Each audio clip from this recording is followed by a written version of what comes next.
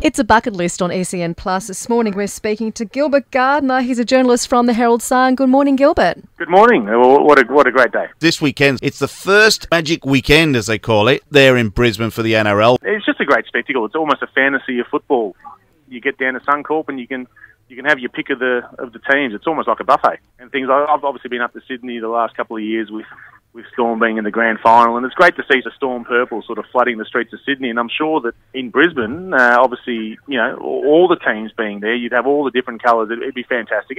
It's a great spectacle, and I think it's something that potentially other codes, dare we say, might look at and just sort of see how this weekend goes and sort of gauge the success of it. And it might be something that other codes, be it AFL, A-League and the like, might consider as a bit of a tourism spinner. There'll be a lot of codes looking at this weekend, seeing if they could do a similar thing for themselves. The two matches of the round, people have got their eyes on. Tonight at 7:30, the Storm, who are 4th, taking on Parramatta Eels, who are 5th. And then tomorrow at 2 o'clock, you've got the top of the table Roosters taking on the 3rd place Canberra Raiders. How do you think those two games are going to pan out? Well, let's forget about tomorrow. It's all about tonight. It's all about Storm, of course. We're talking out of Melbourne, so it's got to be the purple. We've got the purple glasses on. The goggles are on.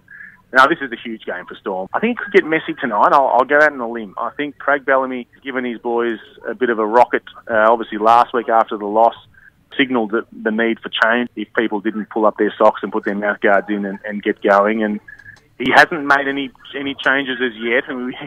Knowing Craig and the Storm system, there might be a sneaky one tonight before the game, but at this point, there's the same lineup basically picked. This will be a real statement game. I think Parramatta matches up really well against Storm. Their games have traditionally been quite close against the two teams. I think Storm will have a really big go tonight. It wouldn't shock me if it's a 20-0 scoreline at half-time. I think Storm will come out of the blocks really hard. There's a point to prove. The senior players, Cameron Smith during the week, basically said this is the time. We've got to pull up our socks and actually get it done, because they've been starting really slow in recent weeks, letting opposition teams score, then sort of grinding back into the games and wrestling and getting themselves, level and then trying to win games. And obviously they've lost 2 of the past 3 games. I think the Eels, it's poor timing for the Eels because they're on the up, but I think they might just meet a Storm team that has just got that glint in the eye tonight that it gets ugly. Well, we've certainly all got our fingers crossed. Gilbert, you must have had some fantastic experiences being a journalist, covering sport for the Herald Sun. What have been some of the bucket list events that maybe you'd like to get to or you have ticked off in the sporting area?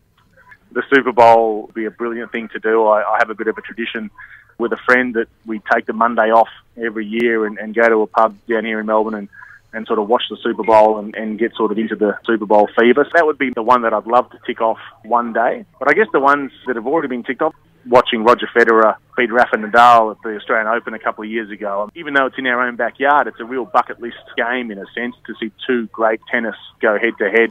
Being in the room for the Bulldogs grand final a couple of years ago, drought-breaking premiership, and to actually be in the room before the players brought in the Premiership Cup, and just the exhilaration and exuberance in the way in which that was celebrated. And I have one thing to say. Go Storm! We've got you across the line. You do.